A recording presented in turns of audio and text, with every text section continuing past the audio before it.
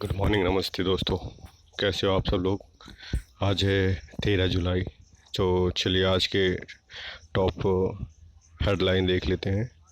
सबसे पहले तो जो कोविड टीका लग रहा है उसके बारे में न्यूज़ है। हेडलाइन आ रही है कि ख़त्म टीके की जो शॉर्टेज आ रही है वो ख़त्म हो जाएगी और प्लानिंग चल रही है कि रोज़ 80 से 90 लाख का डोज लगेगा।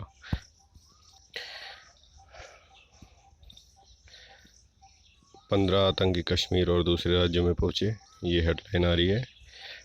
दिलीप घोष जो अध्यक्ष हैं बीजेपी के पश्चिम बंगाल में, उनकी छुट्टी हो सकती है।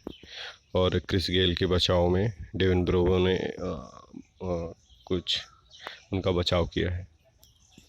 और दिल्ली एनसीआर जो है राजस्थान से भी सूखा इस बार है और 56 साल में पहली बार वजीराबाद, बैराग, यमुना का स्तर गिरा। और कोविड-19 को लेकर डब्ल्यूएचओ ने कहा है कि भाई इसका मैचिंग और मिक्सिंग से बचिए। तो ये बाद में देखेंगे। अभी न्यूज़ चौकसी को जमानत मिल गई है।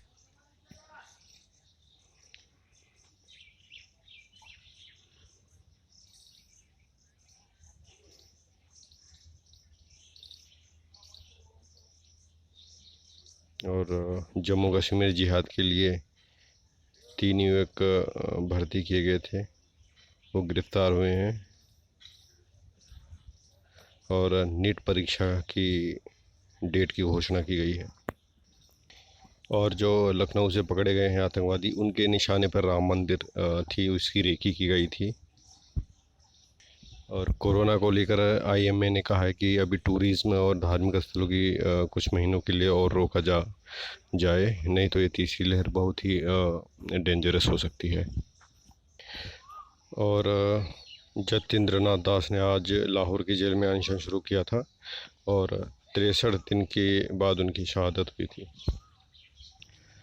नेपाल के सुप्रीम कोर्ट ने कांग्रेस अध्यक्ष शेर बहादुर देउबा को 2 दिन में प्रधानमंत्री बनने का आदेश दिया है और संसद भी बहाल कर दिया है। ये 7 जुलाई 1896 को बॉम्बे के टाइम्स ऑफ इंडिया में एक विज्ञापन छपा था और सदी की महानतम उपलब्धि और दुनिया के बड़े चमत्कार को देखने के लिए आमंत्रित किया गया था वाटसन होटल में। ये था भारत में ऐसी इंडस्ट्री किस तरीके से आई थी उसके बारे में बताया गया है। ये उपमहाद्वीप में चलचित्र का पहली प्रदर्शनी थी जिसे फिल्म के नाम से जानते हैं।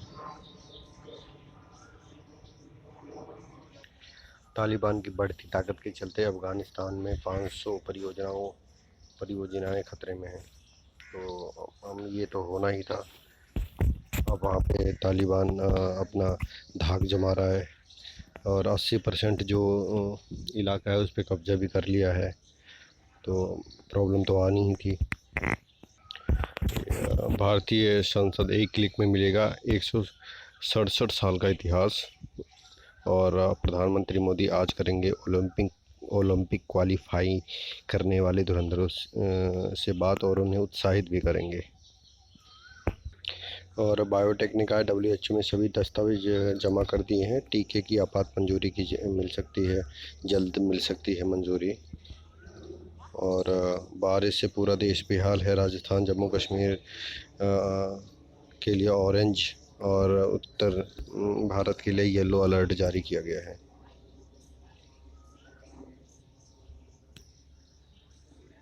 और ये डोज का जो एक्सपेरिमेंट चल रहा है मिक्सिंग डोज की और सेम डोज की, उसके लिए डॉक्टर सौम्या स्वामीनाथन ने चेताया है। डब्ल्यूएचओ के मुख्य वैज्ञानिक हैं।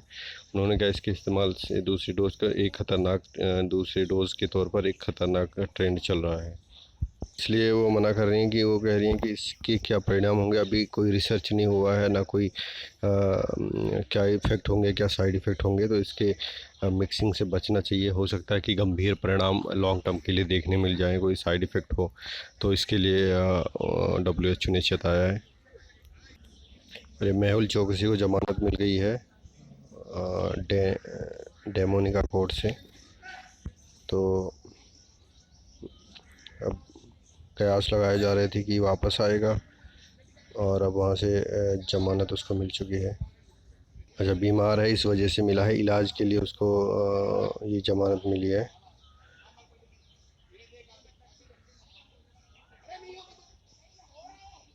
और उसने कहा कि मेरे हाथ पैर ढंग से काम नहीं कर रहे हैं, इस वजह से उसको ज़मानत मिली है।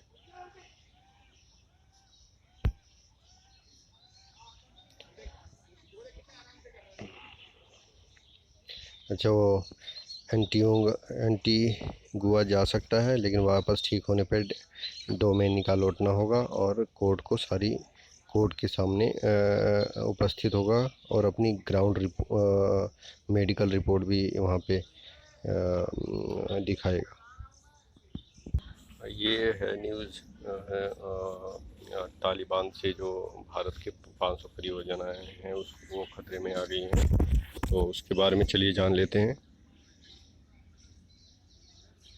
और भारत ने आशंका जताई है कि जैसे 1996 और 2001 में नुकसान पहुंचाया था तालिबान ने बच्चों के हॉस्पिटल तक नहीं छोड़े थे, ऐसा कुछ होने की चिंता जता रहा है।